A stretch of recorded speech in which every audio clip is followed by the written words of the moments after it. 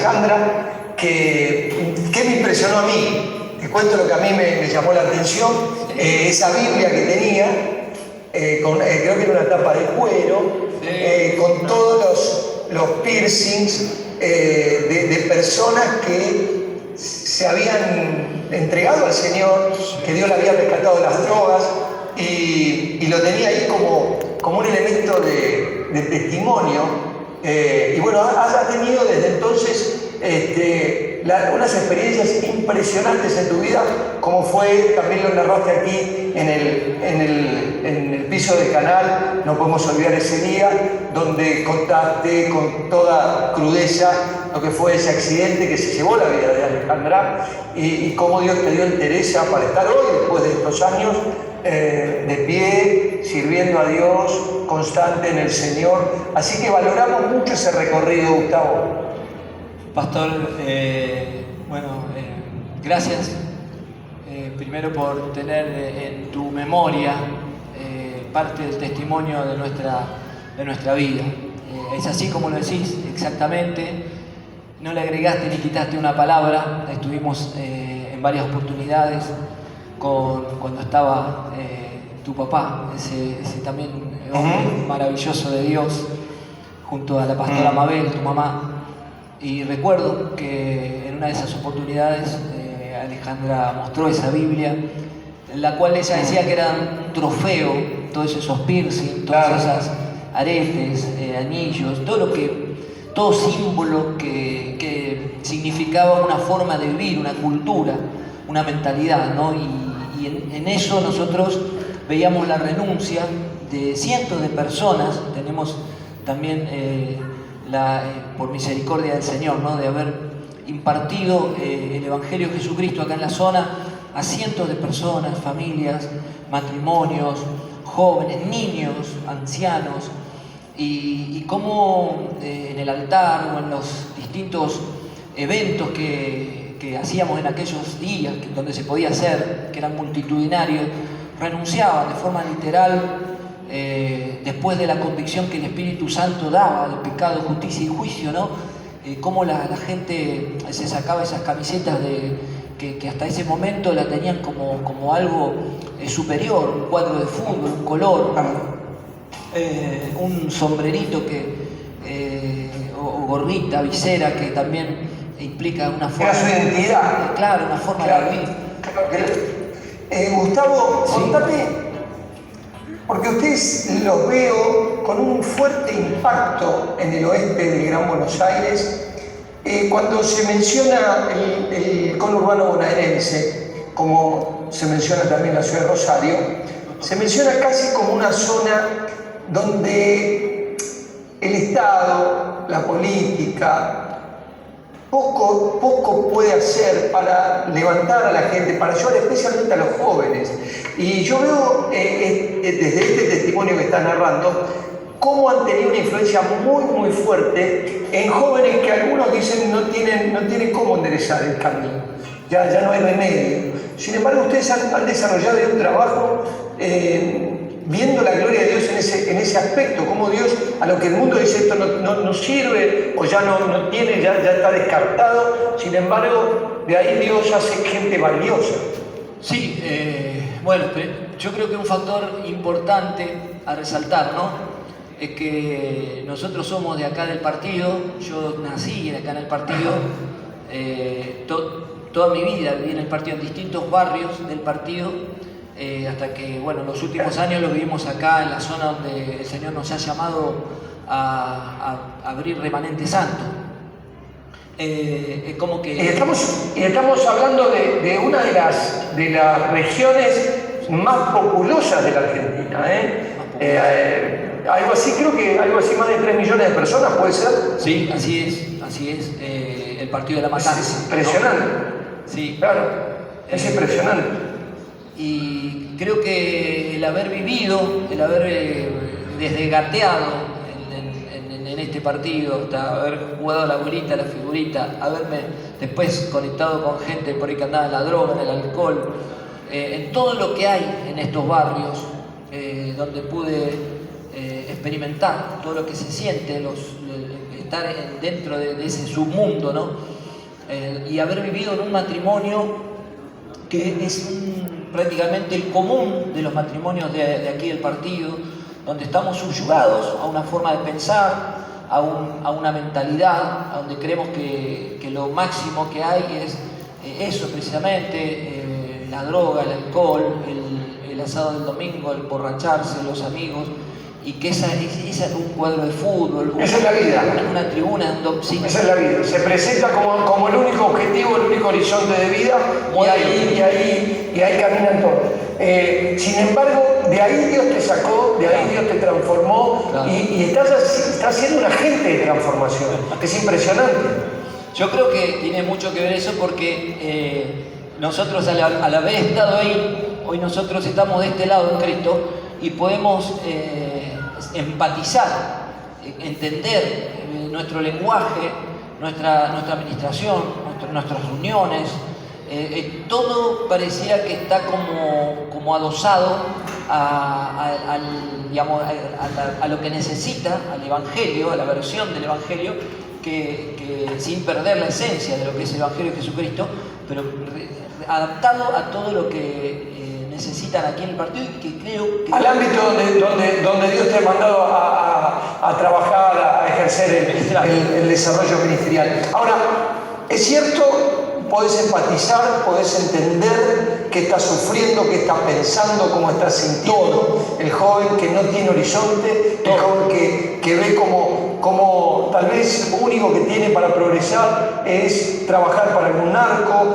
y vos podés entenderlo, pero no solo, hay mucha gente que por ahí puede acercarse desde la compasión, pero lo interesante, Gustavo, es que aquí lo que estás proponiendo de una manera maravillosa, desde ahí Dios te quiere levantar, Dios te quiere transformar. Dios no tiene ese proyecto para la vida de los jóvenes en la matanza. Sí, no solamente que el Evangelio de Jesucristo transforma la forma de pensar y lo ubica a un hombre, una mujer en una perspectiva distinta acerca de la vida, sino que también le abre un campo amplio de posibilidades y de recursos, le abre la visión, ¿no? Y nuestro ministerio precisamente es un ministerio de impacto en ese sentido de iniciativa, decirle, mirá, este no es el fin, este es el comienzo de una vida mejor, de aspiraciones, claro, de nobles deseos, donde podés implementar en tu vida hábitos distintos, hábitos que te van a llevar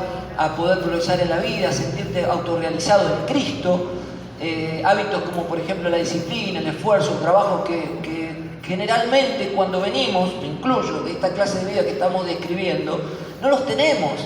Para mí lo común era levantarse a las 3 de la tarde y ya uno se levantaba amargado, enojado, golpeaba una puerta, porque no tenía sentido y razón de vivirlo. Domingo, sábado, domingo, lunes, era muy poco pensar en una cultura de trabajo, siempre buscando cortar caminos, menor esfuerzo, demandar a otro, y si el otro no corresponde con lo que uno demanda, uno se enoja, y el otro tiene porque yo no tengo, y hay una injusticia en algún plano del universo, hay una injusticia porque al otro le tocó algo bueno y a mí me tocó esto malo, y esa rebeldía, y el enojo con los padres, y la droga que está a la vuelta de la casa, que todos saben quién compra, quién vende, y nosotros que de repente vemos que ese se está llenando de plata, y nosotros decimos, bueno, yo que a mí no me gusta mucho trabajar, y bueno, ahí empezás a averiguar cómo haces para poder ingresar en ese negocio, y todo es una cadena de cosas que te va llevando, te va reduciendo como persona, como ser humano,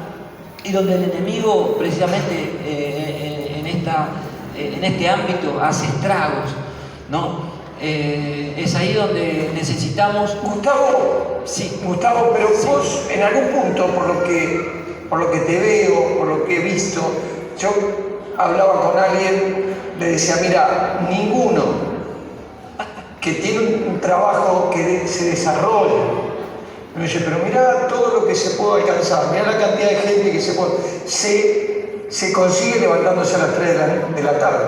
En algún punto, no, obvio, en algún punto hiciste un clic en tu vida, sí, y una vez que recibiste el Evangelio también, sí, te animaste, por ejemplo, a ser constante, a ser esforzado, a Sí. insistir en un camino. Sí, nosotros, yo siempre lo cuento en mi testimonio, venimos de un hogar, porque yo interpreto así la realidad. En el hogar se educa, pero también la cultura y la sociedad educa, entre comillas, pero educa. Los medios también, entre Claro. comillas, educan. Entonces, ¿qué pasa? Yo en mi casa tuve el mejor ejemplo. Como muchos jóvenes en su casa tienen el mejor ejemplo acá, muchas mujeres salen a las 3 de la mañana a trabajar de domésticas o de enfermeras o donde les toquen suerte. Y los hijos la ven, a su mamá que va a trabajar. Esforzados. Sí, sí, y que viene a la noche, que muchas veces viene cansado. Y ellos la están esperando, pidiéndole a ver qué me traes, exigiéndole, demandándole. Es como un espíritu que se ha instalado, lamentablemente se ha instalado en la sociedad, y por eso que distintos agentes afuera del hogar colaboran para que también se vaya conformando esta clase de mentalidad. Entonces a veces nosotros despreciamos el mejor ejemplo. Ejemplos tenemos a nuestros abuelos, Claro. a nuestros padres, pero adoptamos el que nos parece el más fácil, el más práctico, y el que muchas veces nosotros, como falto de identidad, que creo que le pasa a cualquier joven, siempre va a abocarse a la mayoría, porque las minorías no tienen público, no tienen aplauso. Entonces, cuando uno busca identidad y quiere sentirse alguien, busca a dónde le pueden dar el lugar más grande o el aplauso más que lo reconozca a uno, porque uno quiere sentirse parte, uno no se quiere quedar afuera. Y creo que ese es el principio del ingreso de muchos jóvenes, como me incluyo, primero en el tabaquismo, después en la droga, y después en toda otra clase de vicios, donde uno se va identificando, entre comillas, con toda esa gente que uno los empieza a ver como modelos a seguir, y no se da cuenta que cada vez se está enterrando más en un pozo donde es muy difícil salir si no lo saca Cristo, ¿no? Gustavo, estás liderando una congregación muy grande, ahora llevando una charla adelante con líderes. El desafío de aquel que ha accedido a esta vida nueva, que le ha permitido a Dios intervenir para sacarnos del pozo, el desafío de esta vida nueva implica también la incorporación de un estilo de vida, de una manera de vivir. Lo llama la conversión, ¿no? El que, Por supuesto. como escribe el apóstol Pablo, el que hurtaba no hurte más, pero no es solamente ahora no hurto, sino ahora trabajo. Antes le sacaba a la gente, ahora trabajo para compartir. Eso implica la determinación de adquirir hábitos saludables, hábitos que me van a llevar seguramente al éxito. Sí, yo creo que cuando alguien tiene una experiencia de conversión, prácticamente el 100% de este cambio está asegurado. Porque uno,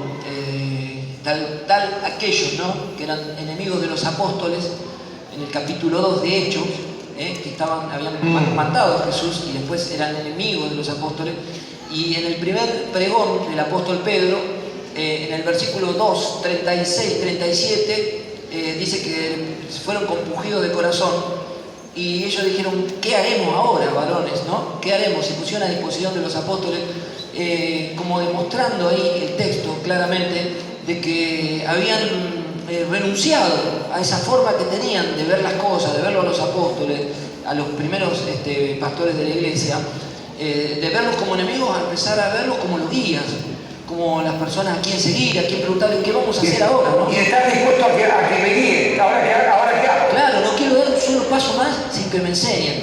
Y yo creo que eso es un síntoma claro de lo que es una conversión. Cuando alguien tiene una experiencia de conversión como la tuvo el apóstol Pablo, que no se puede explicar de forma científica o psicológica, la persona acepta la palabra de Dios como su primera regla de conducta.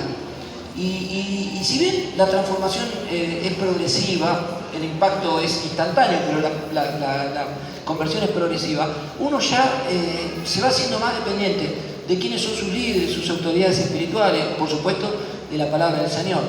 No así aquel que solamente es como un simpatizante de la fe, ¿no?, que le interesan los mensajes, le abren la mente, son motivacionales. pero no todavía... Gustavo, Sí, pastor. esto que estás diciendo es interesante porque ya que estás ahí en un grupo de liderazgo, una de las cuestiones a identificar rápidamente es si hay alguien ahí en la gente que tengo como responsabilidad, si es alguien maleable, alguien que está dispuesto a ser guiado, porque si no está dispuesto a ser guiado es probable que todavía no haya pasado por la cruz. Por supuesto, esa es una realidad. Muchas veces vienen a nosotros casos, situaciones, y bueno, y nosotros evaluamos por la forma de conducirse de la persona en cuestión. Yo le digo, es imposible ministrar, dice, tenemos que ministrar a tal o cual hermano. Y nosotros observamos de cerca algunos detalles y nos damos cuenta si hay que ministrarlo o hay que convertirlo. Yo le digo a veces, no podés ministrar a alguien que no nació de nuevo. Porque vos podés ministrar al que nació de nuevo porque se deja ministrar, busca ayuda, te considera un padre espiritual, un mentor, un pastor, un guía. Pero aquel que no nació de nuevo te ve como un igual, además que vos estás de este lado de la plataforma y él está del otro lado, y él se siente con la misma altura de conciencia, de conocimiento, de juicio, de análisis. Y es muy difícil ministrar a alguien que no reconoce, que no tiene una experiencia de nuevo nacimiento y no reconoce la Biblia como su autoridad máxima, y quienes están como gobierno de la iglesia como autoridades también delegadas de parte del Señor. Entonces yo le digo, no, a ese Gustavo, no hay que ministrarlo, hay que convertirlo, hay que evangelizarlo. Entonces, hasta que no se convierta más, es imposible. Por eso es una señal interesante que estás describiendo ahí de Hechos capítulo 2, donde los que se volvieron a Dios, los primeros dijeron que, bueno, ahora decime, explícame qué tengo que hacer. Esa es una característica que no deberíamos perder nunca. Gustavo, contame un poco cómo está la iglesia hoy, ahí en el remanente santo, qué están haciendo, cuáles son los planes en este principio de post-pandemia. Bueno, indudablemente hay una renovación, ¿no? Hay una renovación. Siempre decimos que una crisis no es un problema en sí mismo, sino un momento transicional de cambios, ¿no? Un momento donde hay un cierto movimiento, un cisma, ¿no? Donde un sacudimiento, y de repente los que están afirmados, proyectados y tomados de la mano del Señor son los que perseveran y evolucionan a través de una crisis. Y aquellos que no están afirmados son los que se quedan estancados, lamentablemente otros retroceden, otros desaparecen, y otros, como estamos hablando, si no han tenido una experiencia de conversión, lo más fácil que encuentran es volverse como le pasó a Pedro cuando se enteró que Cristo no estaba más en este mundo. Dijo, bueno, yo me voy a pescar, y volvió a su antigua vida, no se desnudó y se puso a hacer lo que hacía antes, hasta que el Señor lo volvió a llamar, le dijo, no, Pedro, ¿qué estás haciendo? Me amas, me amas. Y todos sabemos la respuesta de Pedro y en qué terminó, gracias a Dios, Pedro, ¿no?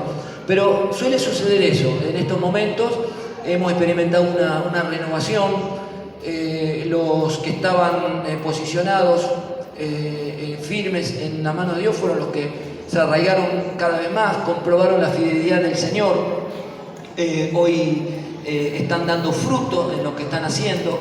Hay nuevos nacidos que se van incorporando, porque estas crisis hacen de que muchos en estos momentos difíciles busquen a Dios.